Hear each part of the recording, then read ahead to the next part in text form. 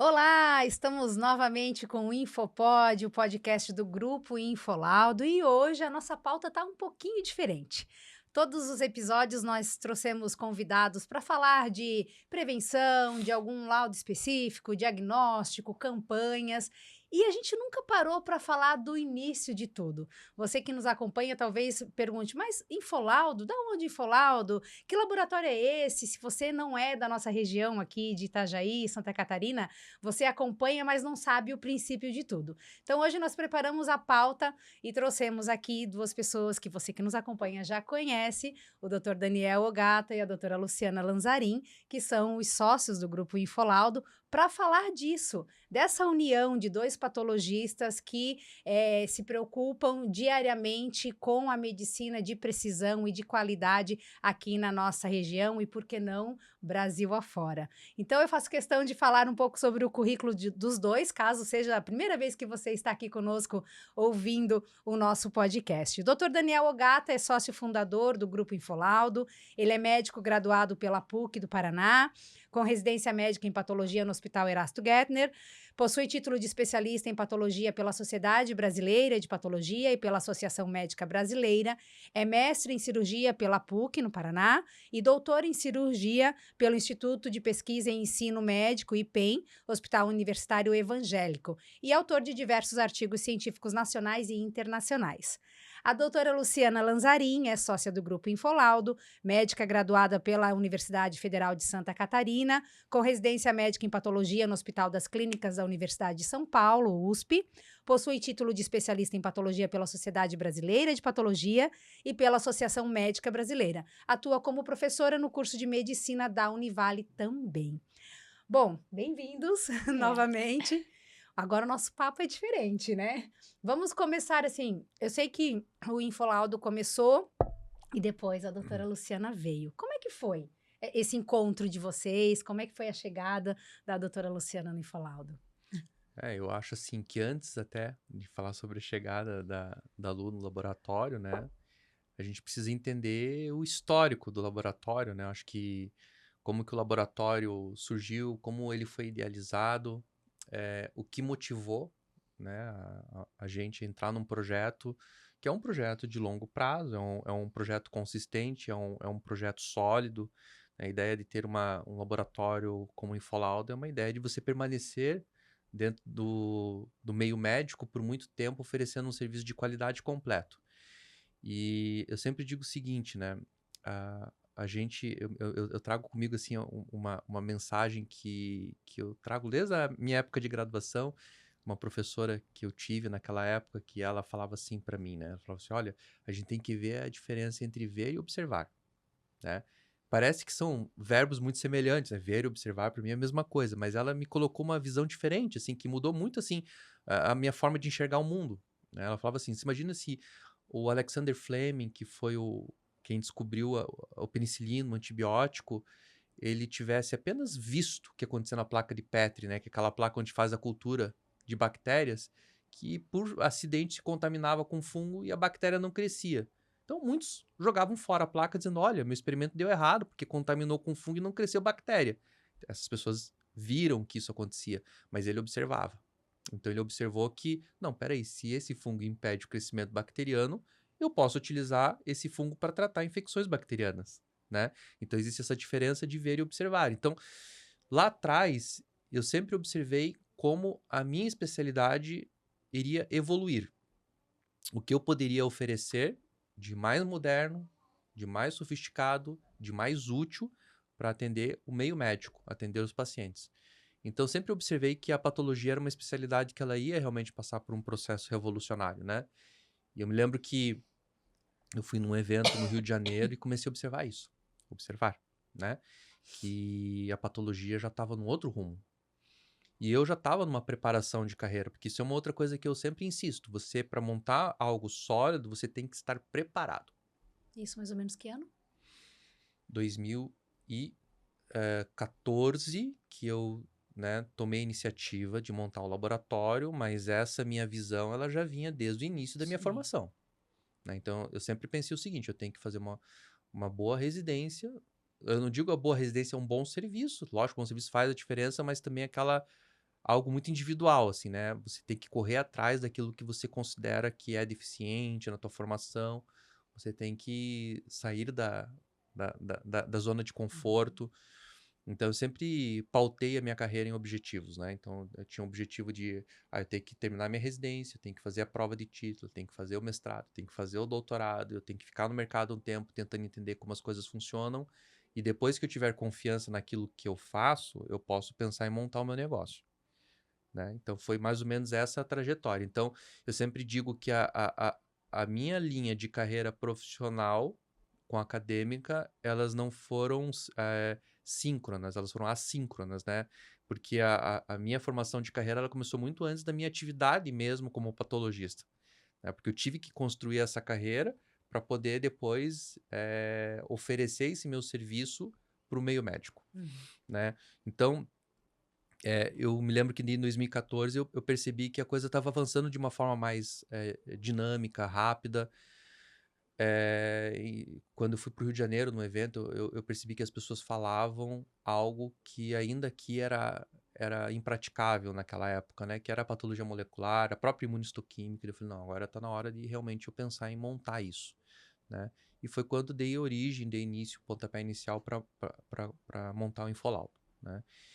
E a Lu, ela veio um tempo depois, e a Lu, ela também ela tem uma visão muito parecida, né? Eu me lembro que ela comentou, um dia a gente conversando no bate-papo, não sei se você pode depois comentar, que ela teve outras propostas e por que ela escolheu o Fallout, né?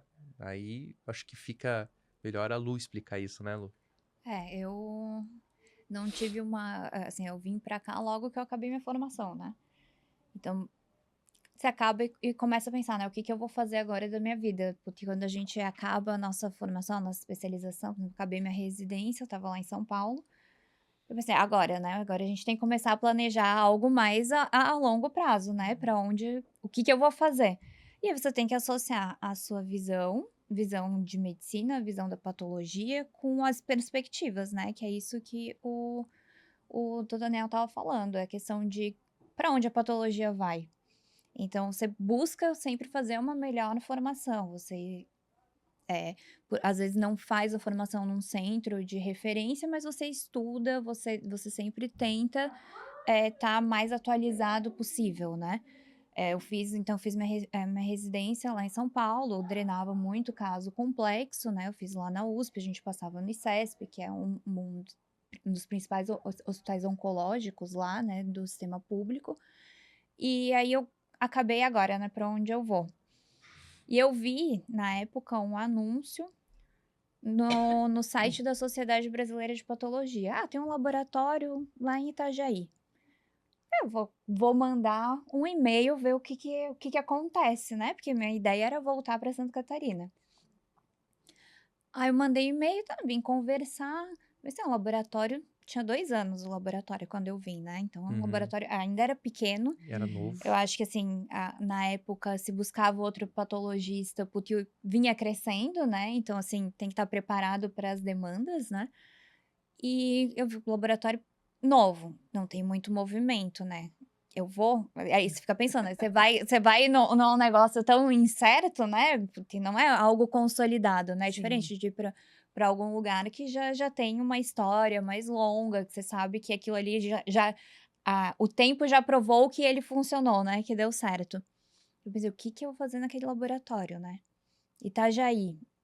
Não super conhecia a cidade, assim, apesar de eu ter feito faculdade em Florianópolis, eu não vinha muito pra Itajaí. Bom, vou lá ver como é que é a cidade. A cidade tá interessante a cidade, né? Assim, não é o que eu imaginava da cidade, então já é alguma coisa. Aí fui no laboratório, deu mais um laboratório desse tamanho, tem imunistoquímica, né? Porque é o básico pra gente pelo menos fazer diagnóstico na patologia, assim, já era naquela época, né? Era você ter a questão morfológica, que é o exame básico da patologia, né? O inicial, você vê qual é a cara do tumor, e uma imunistoquímica que vai subtipar um pouco melhor o tumor. Eu pensei, nossa. Aí falando assim, né, ali com eles, aí eu pensei, ué, mas o objetivo deles o objetivo assim, o Dr. Daniel sempre teve essa visão de, como ele falou, de ir acompanhando, né, as evoluções da medicina. Então a gente era um laboratório que a visão era essa, assim, é sempre tentar oferecer o melhor possível. Então, eu via um futuro, né, uma perspectiva de futuro. E eu falei em outros lugares que, assim, laboratórios grandes e que nem a imunistoquímica tinha, né, terceirizava, mandava para fora. Mas a gente fica engessado, porque a gente, como patologista, como médico, a gente quer dar o melhor que a O gente desafio, pode. né? A gente Sim. quer o desafio e, assim, oferecer o melhor que a gente estudou para oferecer, né. E sem o exame de uma imunistoquímica, sem você ter o após aquele exame inicial, você não consegue dar isso. Apesar de você ter capacidade para isso, você empaca, você, né, trava na parte técnica, Uhum. de não ter essa evolução.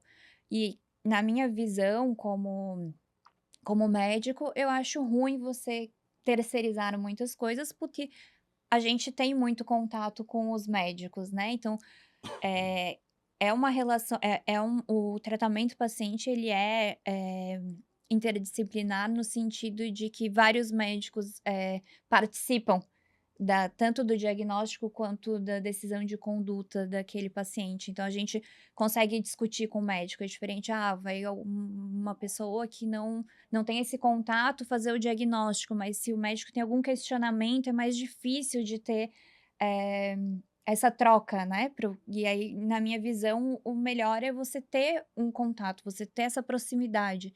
Então quando você consegue resolver a maior parte das coisas internamente, e mais próximo a esse médico assistente do paciente, seja cirurgião ou clínico, você consegue oferecer melhor para o paciente, que é o princípio que a gente pensa, quando você faz medicina, o que você está visando é oferecer o melhor para a população, né, para o paciente. Uhum. Então juntou um pouco disso, mas ainda era incerto, né, então foi, assim, uma aposta, porque o laboratório tinha 2 anos e você não tinha aquela prova do tempo de que realmente ia funcionar. É E isso. lá se foram alguns anos, Pois já se foram é. 9 anos.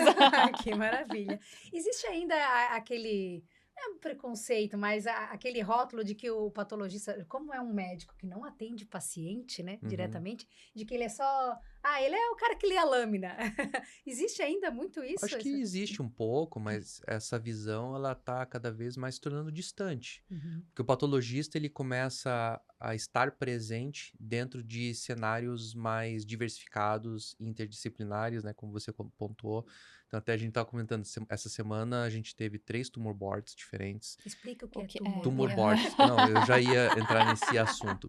O tumor board é quando você reúne diversos especialistas para discutir um determinado assunto relacionado a um tema dentro da oncologia. Então, por exemplo, a gente vai discutir alguns casos de câncer de pâncreas. A gente reúne especialistas num grupo pequeno para discutir do diagnóstico à conduta, né? Então, vai ter um oncologista, o cirurgião, o radioterapeuta, o patologista, né? Um tumor board de mama, vai ter o mastologista, vai ter o radioterapeuta também, o patologista, o oncologista clínico. O patologista Uhum. sempre tá. O patologista sempre estará presente nos tumor boards, né? Acho que isso é uma condição sine qua non para um Sim. tumor board funcionar. Oncológico, É, né. um Porque tumor é ele board. que dá o laudo mesmo, né? Ele que dá um laudo. Então, assim, o patologista, ele tem que hoje ter um pouco de conhecimento da oncologia também, Uhum. né? Então, é isso que eu digo para você que foi essa mudança de paradigma que surgiu um tempo atrás, pouco tempo, né? Que eu observei, né? Que a gente deveria ter uma visão diferente, uma postura diferente, um posicionamento de mercado diferente, né? Porque o patologista ele tem que sair, o patologista era um especialista que ele era o especialista do porão, né? Ele ficava nos hospitais realmente em porões, assim, laudando, fazendo diagnósticos e não aparecia. Ele saiu, ele tá aflorando, ele tá pegando hoje, ele tá surfando nessa crista da onda junto com outros especialistas, porque a parte de genômica, quando a gente decifrou o código genético, a gente acabou entendendo muita coisa em relação ao comportamento do tumor. E o médico que assumiu o protagonismo, um dos médicos, né, uma das especialidades que assumiu o protagonismo nesse quesito foi o patologista, né? Então, essa mudança ela acabou trazendo a gente realmente à tona e hoje a gente participa de forma bem ativa, né, dentro desses Eu acho cenários. que tem os 2 lados, né, tem especialidades que são mais próximas ao patologista, então Sim, com eles certeza. sabem Eles entendem um pouco melhor o que a gente faz, as Uhum. particularidades do nosso trabalho, Uhum. mas existem especialidades que não têm esse contato, né? Que Uhum. não fazem exames que sejam relacionados à patologia, né? A um Uhum. laboratório de patologia. Para a população, em Uhum. geral, é muito difícil, né? Porque você fala, não sei o que, é médico, o quê? Patologista. Cuida Ninguém de Né? sabe, Cuida parte do né? do quê? corpo. Porque, assim, É. é difícil, né? Você explicar qualquer biópsia que se faça, a gente analisa no microscópio, vê o diagnóstico. Então vocês mexem com câncer? Não só com câncer, a gente faz o diagnóstico de câncer, mas também faz o diagnóstico de doença benigna, Sim. Doenças doenças inflamatórias. inflamatórias. Então, assim, fez uma endoscopia, uma biópsia gástrica para ver gastrite, a gente também vai fazer, a gente vai procurar H. pylori, que é uma bactéria que infecta o estômago e tem que ser tratada, faz Tudo muita que tiver gastrite. biópsia, né? Então, tudo que tem Tudo. uma biópsia de pele, ou uma punção de tireoide, né? Vai um nódulo na tireoide, foi lá, fez uma punção, a gente faz o diagnóstico também. Então, tudo que é operado, fez uma cirurgia para tirar um apêndice, a gente analisa o apêndice também. Geralmente é um Uhum. apendicite, mas a gente tem que analisar para ver se não tem nenhum tumor oculto ali. Às vezes tem. Uhum. Então, para algumas pessoas é fácil, elas entendem de forma fácil o que a gente faz, porque elas dependem do nosso resultado para tratar um paciente, por exemplo, mas para algumas especialidades não é tanto assim. Tem especialidades que o único contato que eles têm com um patologista, por exemplo, é o professor da faculdade.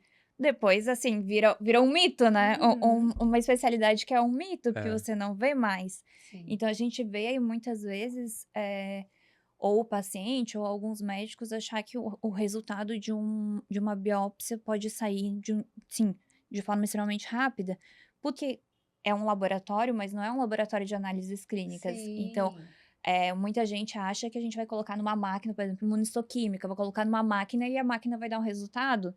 E não a patologia ela depende muito ainda das pessoas. Então, é um trabalho muito manual, por exemplo, até uma lâmina que eu vou ver, que o patologista vai ver no microscópio, ficar pronta, tem muita gente que trabalha ali. Uhum. Então, assim, a gente tem. O laboratório tem muita gente que trabalha lá, tem muitos colaboradores. E cada um tem um papel muito importante para esse diagnóstico final, né? Então, tem desde a pessoa da recepção, tem a pessoa que vai encaminhar dentro do laboratório esse material, tem a pessoa que vai selecionar, melhorar a macroscopia que nós fazemos, mas também tem outras pessoas, outros colaboradores lá dentro, macroscopista que faz, ele vai analisar a olho nu aquele material, vai selecionar a área, o material é processado, depois vai para a área técnica. Lá na área técnica tem várias pessoas também que trabalham, fazem cortes fininhos desse material para fazer a lâmina, vai corar aquela lâmina com os corantes que a gente usa, porque se não corar a gente não consegue ver no microscópio, né? Então, cora essa lâmina, monta. Aí a gente vai analisar a lâmina e, de acordo com o que a gente vê ali, emite o laudo. Às vezes às vezes o diagnóstico não é muito compatível com a hipótese que o médico mandou. Aí a gente discute entre a gente, né? Eu e o Daniel, a gente discute muitos casos, então a gente discute para concluir aquele laudo. Então, assim, não é um resultado que sai de uma hora para outra, como Sim. às vezes as pessoas acham. Um laboratório clínico coletou o sangue, colocou numa máquina e a máquina deu mais ou menos um diagnóstico. Então, a gente tem as duas realidades, né? A gente tem as pessoas que realmente entendem, que sabem mais ou menos o que a gente faz, né? Que algumas coisas demoram um tempo, não adianta biopsiar agora e eu processar agora, porque tem o tempo de fixação desse material, tem que ficar um pouquinho no formol. E tem gente que não tem noção Não tem nenhuma. noção nenhuma, E exatamente. existe um paradoxo, né? Porque um laboratório de patologia, ele não produz exames laboratoriais, Aham. né? Isso é uma inversão, assim. Mas por que se chama laboratório, então, né? Justamente porque os procedimentos que levam à produção, por exemplo, de uma lâmina histológica ou não, de um material que precisa ser laudado, são procedimentos laboratoriais. Mas o laudo que sai de um laboratório de patologia, ele é um ato médico. Então, todo laudo que sai de um laboratório de patologia, ele tem que ser assinado por um médico, né? Um médico de preferência especialista, né? Que atua no mercado. E isso realmente gera uma confusão, assim, pro leigo. Porque muitas vezes, né, É Lu, um laboratório. laboratório, quantas vezes já não me ligaram, inclusive profissionais da área da saúde. Eu preciso fazer um exame, um hemograma, uma cultura, tal, posso mandar para vocês? Não, a gente não faz. Sim. Vocês não fazem? Não, a gente não faz. A gente faz um outro tipo de exame, porque eles associam laboratório de patologia com laboratório de análises clínicas, que são 2 serviços absolutamente distintos, né? Sim.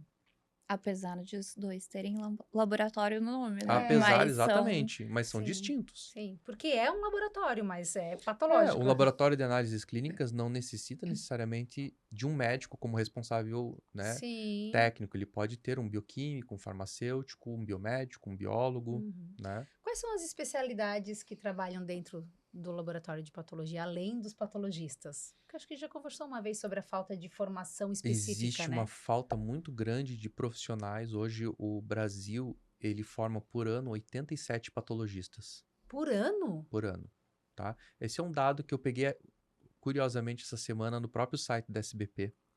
Então, é uma especialidade que ela tá... E isso não é um problema apenas nacional, ele é um problema mundial. A patologia, ela vem encolhendo e, ao mesmo tempo, a exigência vem aumentando. Sim. Então, isso cria um problema muito grande pra gente, né? Primeiro porque, assim, além de você ter falta de profissionais no mercado, muitas vezes, assim, a gente tenta... Quando você trabalha com uma medicina de precisão, que trabalha com exames mais refinados, a gente tem dificuldade de deixar também profissionais que tenham se diferenciado nesse segmento, Sim. né?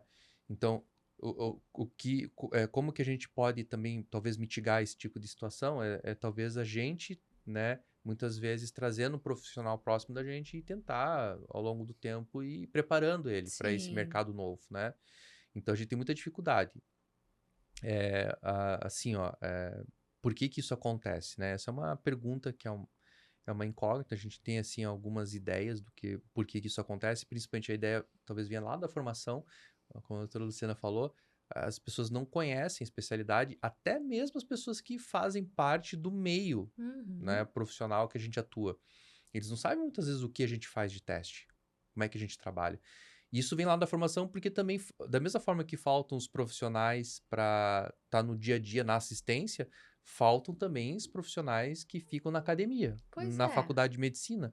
Então, hoje a gente tem um boom aí de cursos de medicina que abriram.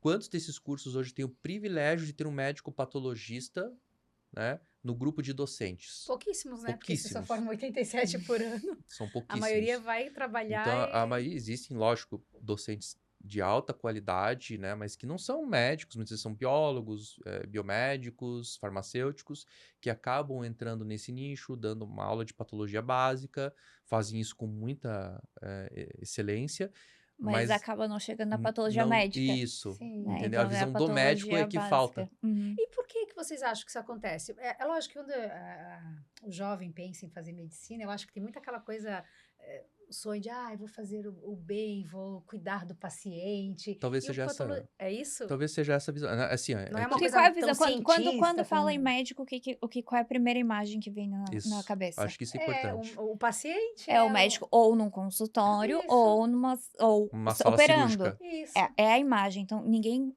assim, não digo ninguém, né? Mas, assim, a grande maioria das pessoas que entram em um curso de medicina, elas estão com essa visão da medicina e do médico. E não um médico que praticamente não vai ver paciente Sim. e vai ficar dentro de um laboratório. Claro, a gente também vai para o centro cirúrgico, porque a gente faz análises transoperatórias, né? Enquanto o cirurgião está operando, ele precisa de uma resposta que vai guiar ele na condução do resto da cirurgia. Mas, basicamente, a gente fica no laboratório. Não tem esse contato direto com o paciente, Com o paciente, né? não, a gente tem com outros médicos, mas com o paciente é muito pouco. Às vezes vai um paciente ou outro lá no laboratório tirar uma dúvida de um laudo, mas também é limitado, a gente consegue explicar a patologia, mas a gente não pode se envolver no tratamento, porque a gente não vai prescrever o tratamento para aquele paciente, né? Então, a gente deixa de ser um pouco de prescritor, a gente não trata, a gente basicamente ajuda no diagnóstico. Se assemelha um pouco com a radiologia, por exemplo. A radiologia também, ela faz basicamente os diagnósticos. Só que a radiologia ainda tem um contato maior com o paciente, porque ele faz exame de ultrassom, às vezes faz alguma biópsia, uma punção, tem radiologia intervencionista. E todo mundo já fez algum exame de imagem na vida. Então, você vai até lá e faz o exame de imagem. Você vai numa clínica de radiologia, no centro de radiologia e faz o exame. Agora ninguém vai no laboratório de patologia fazer o exame. Então, É. assim, é uma especialidade médica que as pessoas não veem, né? Então, assim, ninguém cria essa... Para entrar numa faculdade de medicina pensando em fazer patologia, por exemplo, é muito difícil, porque quem decidir lá conhece dentro. um patologista? Não, a radiologia você sabe que existe, porque você vai na clínica de radiologia.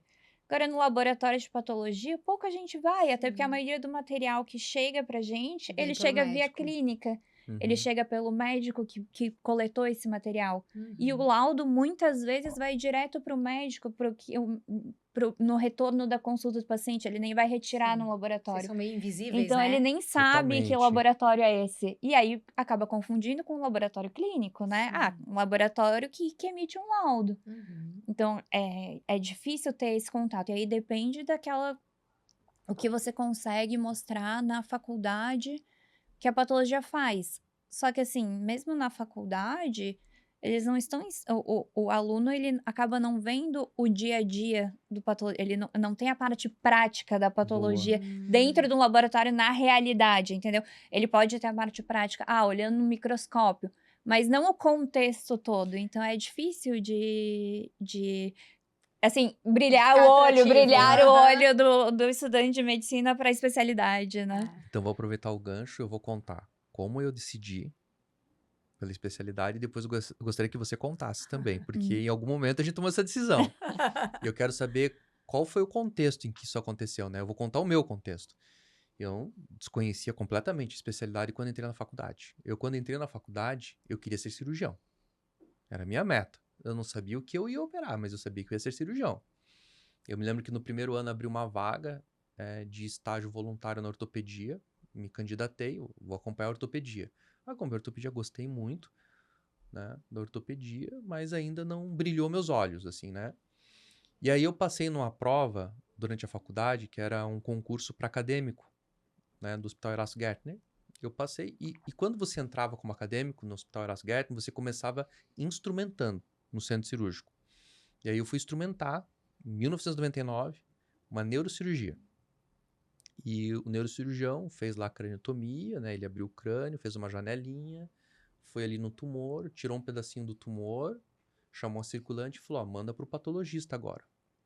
E nisso tinha um negatoscópio, que é onde você coloca os exames de imagem, Aquela luz, né? aquela luz lá que você coloca para poder Que hoje em visualizar o dia exame. tem pouco, né? Porque hoje em dia Hoje em dia é é a tudo imagem digital, né? digital, Na né? época Mas não antigamente tinha, é né? porque Porque eu olhava o já raio-x. sou velhinho, né? Então naquela época era o negatoscópio ainda. Botou na imagem do negatoscópio, ele tirou um pedacinho do tumor e falou, manda pro patologista. Meu Quem é esse? patologista, quem é esse? Daqui a pouco entra um outro cirurgião na sala e pergunta pra ele, o que você tá operando? Tô operando aqui um tumor cerebral, assim assado. Tá esperando o quê? Eu tô esperando o patologista me dar uma resposta. Daí o outro cirurgião falou assim, puxa, os patologistas são importantes, né? Sem eles, a gente não saberia nem o que fazer com o paciente. No meio da cirurgia. No meio da cirurgia. Aquilo me deu uma virada, assim, de chave em mim. Eu falei assim, preciso conhecer esse cara, né?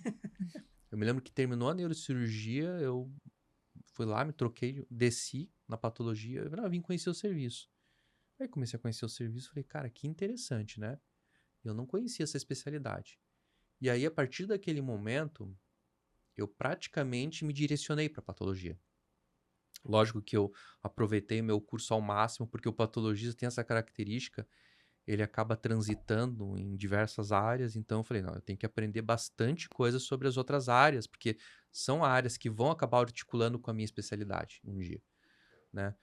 Mas aquilo foi um ponto de virada muito interessante. E hoje eu vejo que foi uma decisão muito certa. E a nossa vida, ela vive de circunstâncias, né? São coisas assim que a gente vai pincelando e que a gente para pensar, se não tivesse acontecido aquilo naquele momento, talvez eu não seria Sim. patologista hoje.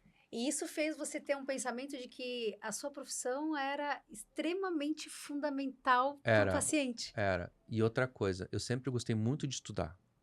Sempre gostei muito de estudar, de livros, de ler artigos, sabe? E hoje eu vejo assim, ó, o patologista a patologia, a anatomia patológica é a especialidade hoje. Isso é um censo do Conselho Federal de Medicina. É o especialista que mais estuda e é o mais titulado.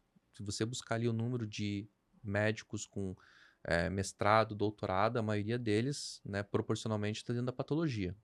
Né? Porque justamente porque esse é o nosso perfil. A gente Sim. tá o tempo inteiro vendo diversas doenças, confabulando várias coisas, E muda o tempo discutindo o todo. caso, mudando o tempo todo, né? Aprendendo o tempo inteiro, ainda mais agora com esse avanço da Que patologia agora, molecular. porque por muito tempo eu acho que se ficou estagnado, né? Então, Muitas o que que décadas, né? a patologia antigamente, o que se tinha muito da ideia, o patologista, a pessoa que ficava lá no laboratório do porão, Isso. né? Então, Sótão, assim, porão. no porão, antissocial, estranho, Isso.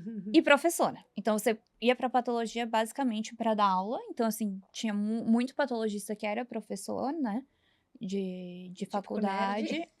E que ficava lá meio que escondido. Porque, claro, quando você vai dar um diagnóstico benigno ou maligno e o maligno vai ser, assim, você não subdivide muito, Não tem muito essa o que fazer, né? resposta já é Sim. suficiente para o médico que está com o paciente, para o cirurgião. Porque, e aí ele acaba não precisando discutir muito, não tem um contato, porque ele Uhum. não tem muita gama do que fazer, né? Uhum. Então, antigamente a medicina era assim, você não tinha nem muito o que discutir com o patologista. Então, não tinha tanto contato. A medicina foi evoluindo e a especialidade também. E a medicina Uhum. evolui muito rápido e a patologia também evolui muito rápido. Então, a gente tem cada vez mais tipos de exames, a gente tem subclassificações, por isso tem que estudar muito. Claro, atualmente todas as áreas têm que estudar, a maioria das áreas, né, tem que estudar muito, Uhum. porque muda muito o tratamento. Tem vários estudos mudando a conduta dos pacientes, até a forma de rastreio. A gente já viu em outros. Quando a gente fez outros podcasts, né? A gente viu como se foi Mudou. descobrindo muita coisa diferente, né? Em questão de prevenção, de tratamento, de subtipo, de É uma tumor. evolução constante, Então, é uma né? evolução constante. Todas as especialidades médicas, elas têm que estar o tempo todo se atualizando. Antigamente, a gente se atualizava com livros, né? Então, Uhum. demorava 3, 4, 5 anos para sair uma nova edição do livro. Então, você ficava 5 anos com aquele mesmo conhecimento. Hoje em dia, a gente se atualiza em artigos científicos, né? E saem milhares de artigos científicos por mês, por Uhum. dia. Então, é um desafio você estar constantemente atualizado de Sim. tudo que tem de novo, né? Como é que você É escolheu? isso que eu ia perguntar. E como é que você Ah, escolheu a como eu escolhi? especialidade? Eu entrei na medicina não com aquela visão do ser médico que a maioria das pessoas tem, né? Eu entrei porque eu realmente gostava da área. Então, eu sempre gostei de aquela coisa meio investigativa, né? De entender o porquê. Por que que essa doença surge, por que que... Quase uma cientista. Então, eu sempre gostei mais dessa área de pesquisa, pesquisa, assim, não tanto, não tinha aquela visão de ficar em um consultório, por exemplo. Eu gostava muito dessa parte teórica.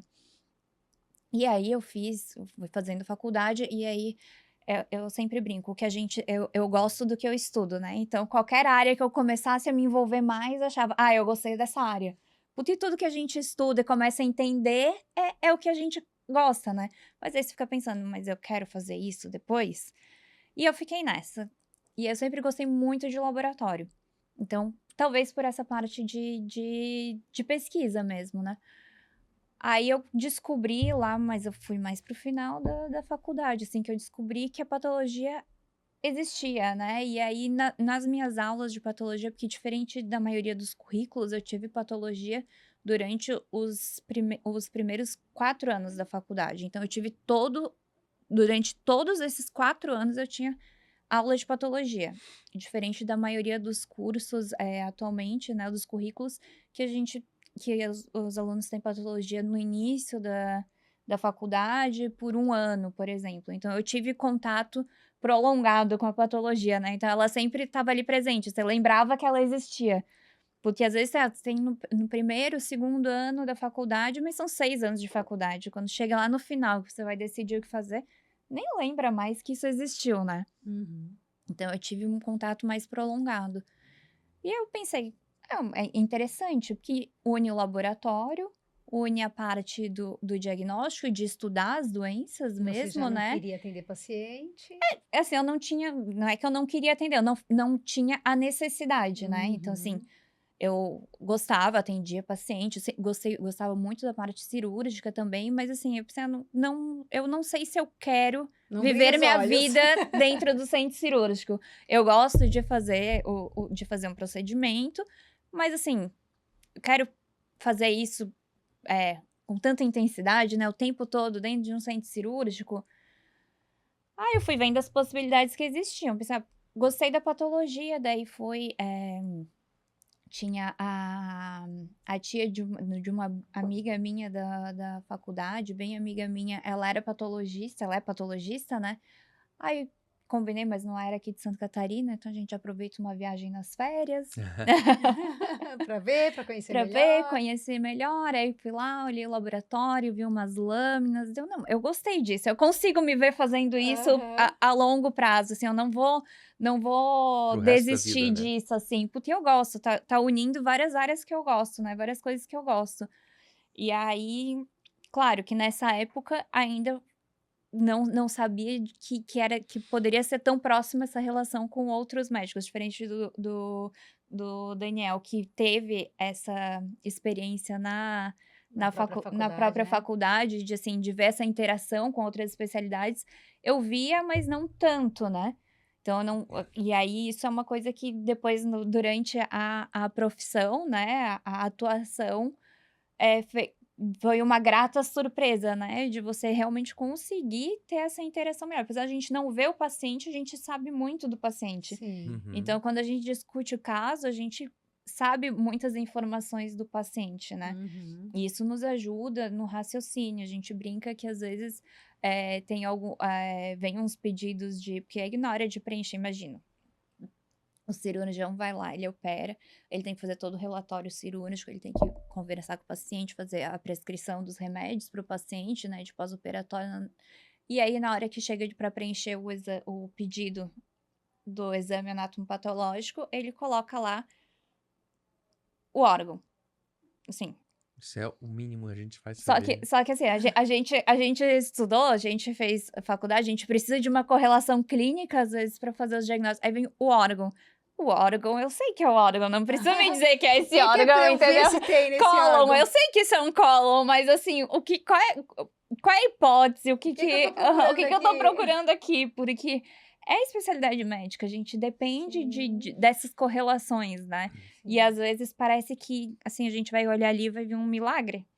E não é, né? A gente tem que correlacionar com muitas coisas para chegar num E diagnóstico. muitas vezes a gente tem que ficar garimpando informações. Então, tipo, você recebe lá uma requisição com um mínimo de detalhamento sobre o caso. A gente tem algumas dúvidas e gosta de discutir esse caso com o médico solicitante. Então, muitas vezes a gente tem que ligar para o médico e ir atrás das informações para saber, ó, se tem mais alguma coisa que você poderia adicionar aqui para ajudar a gente até no raciocínio diagnóstico, né? Então a gente também depende disso, né? Acima de tudo, por isso que eu digo que a patologia, o laudo, é um ato médico. Uhum. Então não tem como você discutir, né, discutir um caso com um médico sem ter o conhecimento, né, dentro da Da medicina. medicina. A patologia, dentro de uma sequência da história natural da doença, a patologia ela consegue identificar praticamente todas as etapas da etiologia, causa, alterações morfológicas, fisiopatológicas, que justificam muitas vezes os sinais e sintomas que o paciente apresenta. A única coisa que a patologia não faz é propedêutica, que é examinar o paciente, coletar a história, pedir exames complementares, mas fora isso, a patologia ela acaba estando presente em todas Ela as é etapas da história fundamental. natural da doença, né? Então, assim, a gente precisa muitas vezes ser alimentado dessas informações para conseguir somar dentro de um raciocínio lógico e poder ajudar o médico e o paciente num diagnóstico preciso, Uhum. né? Então, a gente não faz milagre, né? Como você Uhum. mesmo colocou, a gente não faz milagre. Sim. O que a gente faz hoje é medicina, né? E a Uhum. medicina exige comprometimento. Em média, quantos laudos mais ou menos o laboratório dá por dia? Relativo isso. Porque, assim, a gente trabalha hoje com laudos que são simples, né? Que a gente consegue Leu ali já. executar o laudo, né? De uma forma bem célere. Mas tem casos que às vezes a gente demora até dias, né? Para Uhum. poder dar um desfecho. Então, às vezes o Entendi. paciente até às vezes questiona, fica angustiado porque tá esperando o resultado e cobra da gente, mas assim, não é que a gente não tá, É porque é mais é porque é complexo. complexo. A gente tá, né, muitas vezes na imunistoquímica que você colocou ali, a gente tá ampliando um painel, fazendo mais exames, mais anticorpos, e isso não acontece assim de uma forma instantânea. Sim. Às vezes demora de um dia para o outro, daí no dia seguinte sai o resultado, você não se convenceu ainda, vou ampliar mais um pouco. E que Aí ainda você assim é pe muito mais rápido, né? aí Porque a não, maioria dos Muito, laboratórios leva sem para dúvida. aí outro. você pensa: "Mas por que não faz tudo na primeira de uma vez então? Por que vai fazendo aos poucos?" Porque conforme as respostas que a gente vai tendo do Sim. primeiro, que a gente chama de painel de imunistoquímica, o que é a imunistoquímica, né, a gente começa a usar anticorpos que vão marcar Proteínas, né? proteínas, né, vão marcar alguma característica desse tumor, então vão nos ajudar a dizer, ou a origem, características dessa célula. E com essas características a gente vai chegar num diagnóstico final, né. Mas aí por que que a gente não pesquisa todas de uma vez então? Porque eu não tenho material para fazer tudo e, assim, existem inúmeros marcadores de imunistoquímica. Então a gente faz um painel inicial para dizer: "Ó, a célula é dessa origem, ela vai para esse lado". A partir dali a gente amplia. Então, como é que o que que eu tenho de possibilidades diagnósticas aqui? Ah, isso, isso, isso. Então tá, então eu vou fazer mais alguns marcadores para ir estreitando e Afunilando. afunilando, e a gente chegar no diagnóstico, definitivo ou nos diagnósticos mais prováveis. Então, às vezes, isso demora e eu não posso fazer vários marcadores de uma vez, porque eu vou acabar gastando material com marcadores que não vão me dar nenhuma resposta, que são inúteis, e eu não vou ter material para os marcadores depois no final que realmente vão dar um Uhum. diagnóstico, né. Então, às vezes, é um processo assim, a gente faz 5 etapas de imunistoquímica. Isso. E aí, nesse momento, o laudo realmente ele vai demorar um pouco mais do que o esperado, porque para eu fazer 5 etapas, vão ser uns 7 dias, 8 dias, então Uhum. demora um pouco mais, né. São casos Sem contar específicos, mas que se eu acontece. precisei Sim. de 5, eu precisei parar e estudar esse caso muitas vezes, porque não Sim, é só, olhar e é isso. A gente abre o livro, abre artigo, discute, então tem casos que eles são mais desafiadores. sim. E o exame também ele é bem variável, né, a gente tem uma lâmina que às vezes eu posso, chegar num diagnóstico dela em 10 minutos, mas uma lâmina de outro material, de outro órgão, eu posso demorar 40 minutos, olhando uma lâmina só, para chegar num diagnóstico. Uhum. Então é bem variado o quantos laudos a gente Entendi. consegue emitir por dia, Mas são muitos, né? dependendo do Porque eu já vi tipo lá aquela São, quantidade de são lâmina lá. semana. muitos. Porque a maioria dos casos não são casos de complexidade, Uhum. né? Então a gente tá falando assim de uma rotina grande e diversificada, como é a nossa, mas dentro da nossa rotina, a menor parcela corresponde aos casos complexos, Sim. né? Mas são justamente os casos onde a gente demanda mais tempo, mais dedicação, porque são casos que realmente impactam no paciente, Uhum. né? O que vocês acham que falta para, de repente, porque já que tem falta, né, de patologistas, pô, forma só 87 no Brasil por ano. O que poderia deixar mais atrativo a profissão? É um olhar mesmo da pessoa que busca a Eu medicina? acho que essa informação sobre essa mudança da nossa especialidade, que é algo recente, isso Uhum. ainda não chegou Tá. entre os mais jovens que estão cursando medicina. Essa informação ainda não chegou, porque eles ainda trazem aquela visão mais tradicional, né, que você comentou, que é o médico com o estetoscópio em volta do pescoço, Uhum. num consultório, atendendo, examinando um paciente, ou dentro de um centro cirúrgico operando. Então, isso ainda não chegou, assim, qual que é o Sim. papel do patologista dentro desse meio médico, né? Uhum. E a partir do momento que isso for realmente brotando, aflorando dentro da medicina, eu acredito que vai começar a surgirem mais interessados na área e eu acho que talvez melhore um pouco esse cenário. Hum. Vocês não lidam diretamente com pacientes, mas vocês acabam dando laudos muitas vezes difíceis, né, para o paciente. Em geral, o médico tem que ser um pouco mais frio, né? Ele tem que ter uma frieza para lidar com aquilo, não se envolver emocionalmente. Mas como que é para vocês? Vocês não estão ali com o paciente, vocês não têm que dar a notícia, mas às vezes vocês estão laudando ali e vê que é algo muito grave. Como que vocês lidam com isso? É totalmente profissional, vai lá pro médico e ele resolve a bucha com o paciente, ou como é que... Porque vocês ficam sabendo quem é o paciente? Vocês têm acesso A gente tem o nome, né? Sim. Mas E pode o ser um nome conhecido. pode ser um conhecido, mas assim, a maioria a gente não conhece, né? A gente não Uhum. sabe. A gente tem o nome, mas a gente não tem a visão daquela pessoa. Sim. Que não é uma pessoa que você nunca viu, mas Sim. você já ouviu falar, você cria aquela imagem na Isso. cabeça, E mas laudando, não você sabe necessariamente. mais ou menos o futuro dele, né? A gente tem o nome, a idade e basicamente isso. Quando a gente tem um diagnóstico, por exemplo, era uma biópsia, esses tempos a gente teve, assim, né, um exemplo, uma biópsia gástrica, que a princípio não era para ser uma gastrite ou algo assim, inflamatório. E a gente olhou, tem um tumor aqui, provavelmente um tumor bem inicial, né? Sorte, conseguiu detectar antes de ter até uma lesão que fosse visível de tumor, por exemplo, endoscopia, era uma irregularidade ali no estômago. A gente para o caso, aí começa aquela questão, né? Não é o que era esperado, então tá.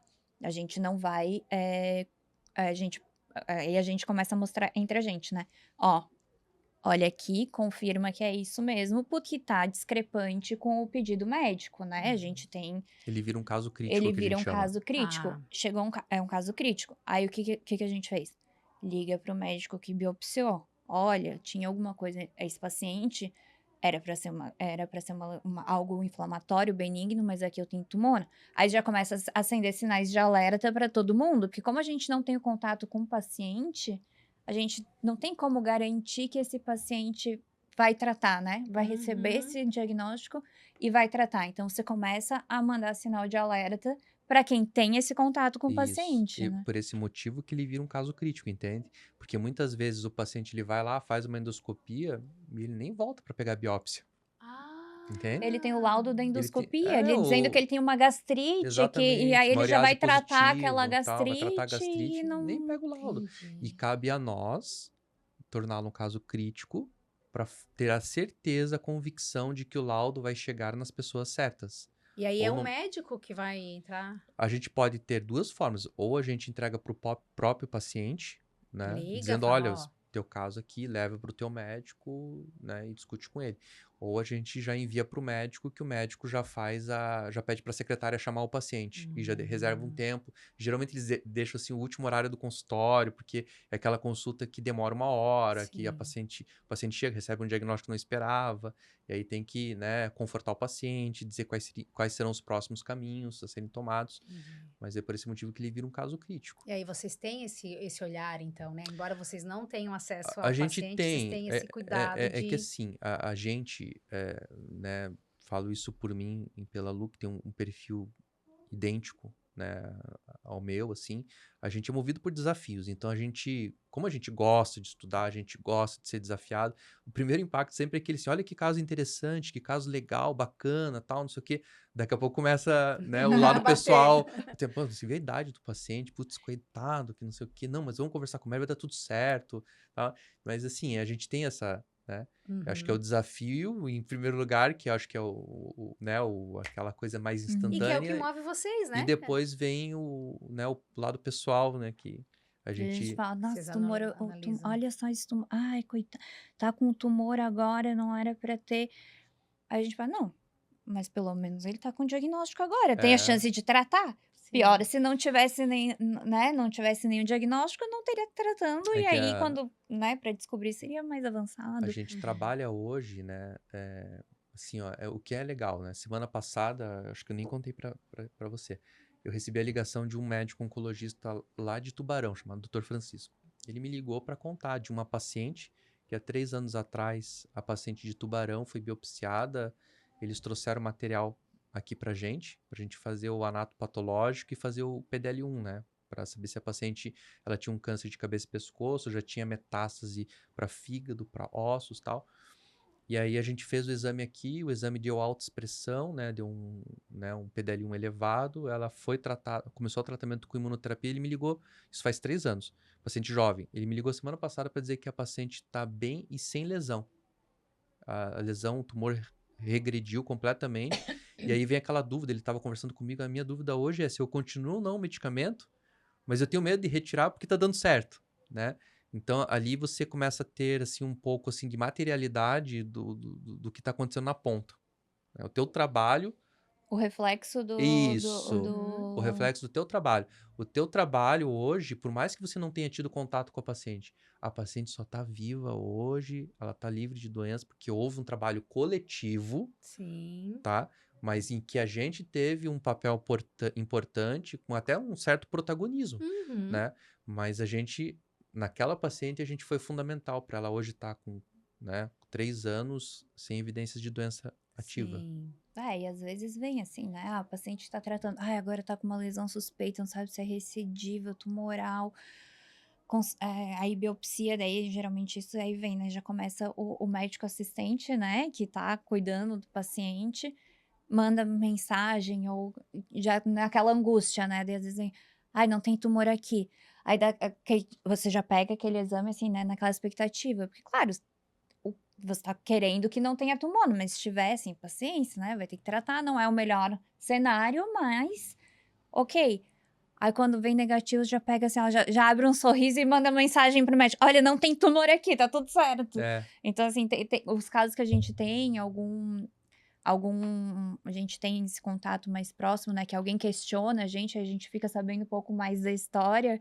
E a gente tem esse sentimento que o médico do consultório tem, né? isso, Desse contato. A exatamente. gente, apesar de não conhecer o paciente, Sim, mas é um fizeram paciente, né? A parte. gente sempre A tem gente aquele. comemora, a gente fica feliz, Sim, né? Assim Porque é um como quando reflexo. vem claro. algo ruim, a gente também fica assim, ai, olha só, A ai, doença a progrediu, doença mesmo com progrediu. tratamento e tal, isso também deixa a gente chateado, né? Claro, Entendeu? porque não tá na mão de vocês, né? Não, não, De mas ninguém, assim, é, De né? Todo ninguém, mundo é faz o resposta, melhor, né, do né? corpo, Todo mundo resposta do faz, organismo. faz o melhor possível, né? Sim. uhum. Vocês têm muito essa visão de futuro, né? Você lá observou e viu o futuro da patologia. Foi pensando nisso, nessa visão de futuro, que vocês mergulharam na genômica? Foi, porque eu acredito que talvez num período muito curto de tempo seja indissociável você trabalhar com patologia sem ter um laboratório, né, de molecular do lado, né? Uhum. Então, assim, a ideia... assim, a maioria dos laboratórios hoje prefere terceirizar por vários motivos. Primeiro porque quando você entra nessa área, você está mergulhando na gestão. Você tem que trabalhar, assim, hoje com... quem paga essa conta são os planos de saúde, então você tem lá um budget, um ticket já estabelecido. Em cima desse ticket, você tem que tentar oferecer o que tem de melhor, mas dentro de um custo que encaixe no orçamento, porque você não pode abrir, né, algo que dá prejuízo. Então, assim, ó, é complexo, não é uma coisa muito simples. E são exames que demandam uma tecnologia maior, Mais né? A avançada. Sim, um complexidade maquinário é muito tudo. Isso, caro. porque a gente hoje investe em segurança também, né? Uhum. A gente não usa qualquer equipamento, você tem que usar um equipamento que te dê segurança. Sim. Senão eu não consigo dormir à noite, né? Sabendo se o laudo foi feito adequadamente e tal. Então, pensando nisso, realmente, a gente teve que acabar indo para essa área, a gente teve que acabar investindo na genômica, e muitos laboratórios acabam não investindo nisso justamente por isso, né? Tem a questão técnica, a questão do investimento, de desconhecimento, assumir algo que a pessoa realmente ela não se sente muito à vontade, ela não transita Sim. naquele meio. Porque Então, isso exige mais estudo de mais vocês, estudos, né? claro, a gente tem que debruçar mais na bancada, a gente tem que se dedicar mais e sem parar, tipo, é que nem aquele ditado, né? Trocar um pneu com o carro andando a 200 por hora, porque tua rotina tá correndo. Sim. E você tem que dar um jeito de encaixar aquilo. Então, assim, a gente acaba tendo, assim, um envolvimento tão grande que a gente chega às vezes de manhã no laboratório e a semana inteira assim. A gente vai embora de noite. Sim. E o tempo inteiro trabalhando, a gente não para, nem um minuto, nem um segundo, sabe? A gente às vezes almoça 10 minutinhos, volta, começa de novo aquela rotina, trabalho, tal. Semana que vem a gente tem treinamento porque a gente está implantando um novo exame dentro do laboratório, vem um pessoal de fora fazer essa implantação, e aí semana que vem eu vou para São Paulo, tem laudo para dar, você tem aula na universidade, e a rotina é A muito vida não caótica, para. não para, não para. Mas é o que, Mas é o que que move. move. É o que move. É o que vocês gostam, né? por incrível que pareça, nós estamos há quase 1 hora conversando. Eu tenho tanta pergunta para fazer para vocês, nós vamos ter que fazer a parte 2. Aí a gente já aproveita e chama também mais pessoas dentro do laboratório para falar de gestão. Eu quero fazer ainda mais algumas perguntas para vocês. A gente está vivendo um avanço da tecnologia muito rápido, né? Esses últimos anos. Eu sei que a genômica vem muito também de encontro a isso, vocês falaram do maquinário e tal. Existe a possibilidade da patologia ser substituída pela robótica, pela inteligência? Não, o médico patologista, ele sempre vai ter que estar ali. Eu acredito que ela vem Ferramenta. como uma ferramenta, né? Então, Uhum. a gente falou agora há pouco que tem pouco patologista. Sim. Então, assim, como uma ferramenta de triagem, de auxílio para o patologista, sim, eu acho que isso não só na patologia, como em todas as áreas, né? É Uhum. difícil uma área, uma profissão que não use nada de inteligência artificial. Uhum. Então, assim, mesmo se a gente for pensar no tratamento, por exemplo, um médico que está ali com tratamento, ele pode usar, existem várias ferramentas que podem ajudar ele, mas sempre auxiliar, não tomar a decisão final, entendeu? Eu acho que, porque são muitas variáveis, como a gente falou, Muitas são muitas variáveis. variáveis, então tem que ter, assim, a gente não sabe o futuro, né? Mas na realidade que a gente tem atualmente, eu acho que é uma ferramenta que vem para auxiliar, para Uhum. otimizar o trabalho, né, do Sim. patologista, até é uma especialidade que é escassa, né? Então, algo que venha para otimizar, que você vai render mais, Uhum. vai auxiliar, mas não substituir completamente. Sim. Aquela premissa, né? A criatura nunca vai se sobrepor ao criador. A inteligência artificial, ela foi criada pelos seres humanos, mas ela, ela não tem eh, aquele detalhamento que talvez um olhar humano tenha. Então, Sim. de que forma eu digo isso? Hoje em dia, se você parar para pensar, vamos pensar em outra área, na aviação comercial. Nós temos tecnologia hoje para estar decolando um avião sem ter um comandante na cabine. Ele pode Uhum. fazer isso em loco, no solo, desculpa, né? E por que que isso não existe? Porque as pessoas confiam um humano à frente do comando de uma Do aeronave, imprevisto, de né? um... E a mesma coisa com a patologia, com a medicina. Um robô não vai operar sozinho. Vai ter um ser humano por trás do robô, controlando todas as ações do robô. Uhum. Dentro da patologia, a mesma coisa, Ou no porque... mínimo fiscalizando, né? Isso, Sim, e a mas que não tomada de deixa de decisão ser, né? final, né? Porque a gente tratando, desculpa te interromper, Não, imagina. mas a gente tá lidando com pessoas, né? E as pessoas, elas têm suas particularidades também. Então, você não vai, você tem, por exemplo, o médico tem um paciente que tem essa característica, o paciente que tem uma característica diferente. Você não vai tratar e explicar para o paciente o tratamento ou uma doença da mesma forma. Sim. Então, cada um tem a sua particularidade, não é só uma particularidade científica, né? Então, não é só a característica daquele tumor. Você entende o contexto o contexto do paciente, então não dá para ficar tudo exatamente só na regra, né? Você Sim. tem que, acho que tudo na medicina e no mundo depende dessas particularidades, porque são seres humanos, né? O ser De um olhar humano. Uhum. individualizado, né? Que a inteligência vai ter um padrão, né? Vai estar programada para aquilo, Para né? Isso, padrões, né? A isso. inteligência artificial. Que bom, que bom. Então vem só para agregar e Com para certeza. melhorar cada vez mais o serviço de vocês, né? Vai aumentar o rendimento, né? Acho que isso é uma Sim, ferramenta Uhum. importante. Por exemplo, na China já existem muitas plataformas de scanner de lâminas e com inteligência artificial, que eles estão ainda validando. Ainda não tem nada validado, mas algumas áreas até tem, mas por exemplo, na citologia ainda eles estão em processo de validação. Porque na China tem muito exame preventivo, a gente até estava falando, na China se faz ainda muito exame preventivo, uma população de bilhões de pessoas. E essa inteligência artificial ajuda a escanear a lâmina e mapear áreas assim suspeitas que o patologista vai lá e vai validar se aquilo é algo relevante ou não. entendi. Então, com isso, o patologista que Ganha conseguia ver, tempo. ganha tempo, conseguia ver 60 casos numa rotina, consegue ver 300, 400 casos numa rotina, Sim, porque ele só vai pegar casos selecionados. entendi. Vai validar. E Uhum. aí a genômica, nesse processo, ela vem aumentar a gama de vocês, abrange realmente o que vocês podem dar de laudo, né? Isso, isso.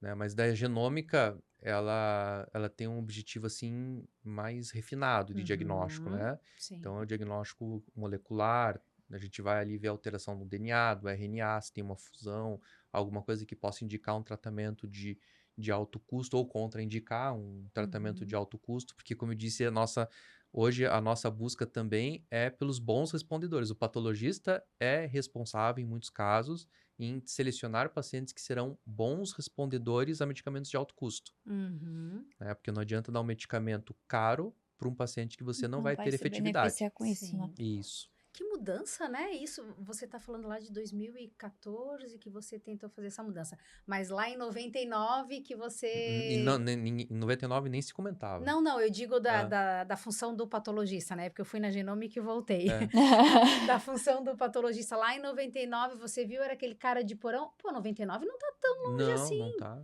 Não Então, tá. a perspectiva é que cada vez mais o patologista seja peça extremamente fundamental dentro da medicina É. para essa abrangência toda que a gente tem, É, né? com- Ou seja, gente, procurem fazer patologia. É uma profissão super promissora, porque às vezes a gente já fez um podcast aqui falando que às vezes as pessoas ainda buscam a medicina porque é o status do médico, né? É o cara que ganha bem. A gente já desmistificou um pouco isso Já, aqui. totalmente. Então, na verdade, é a paixão pela ciência, né? Pelo estudo, pela Uhum. descoberta, é o que move praticamente um patologista. Uhum. Bom, nosso tempo acabou. Olha, tinha tempo, tinha pauta aqui pra gente ficar discutindo mais um tempo. Eu queria falar de gestão, a gente deixa pra próxima, então. Com certeza. Tá bom? Tranquilo. Obrigada, Daniel. Eu É que que aí agradeço. entrou na paixão da patologia, É. entendeu? Aí a gente fala, a Ah, gente... mas que Aí a gente se legal! empolgou. Eu achei ótimo, não sei vocês, mas eu achei ótimo, porque eu que sou leiga no assunto, conheço um pouco de patologia por conviver com vocês, mas assim, a fundo, de onde vem, não, e eu tenho certeza que o público leigo também não sabia, agora conhecer um pouco mais da profissão e os estudantes de medicina talvez agora até brilha o olhinho, né? Obrigada, tá? Imagina, Muito eu que obrigada. agradeço. Este foi mais um Infopod, o podcast do Grupo Infolaudo. Afinal de contas, nunca é só um laudo e hoje você teve a certeza disso, né? Muito obrigada pela sua presença, por nos acompanhar. Se você está gostando do nosso conteúdo, não deixe de seguir o Grupo Infolaudo nas redes sociais. Ativa ali o sininho também para você receber as notificações dos próximos episódios, porque o nosso objetivo aqui é levar informação para você. Um beijo e até a próxima.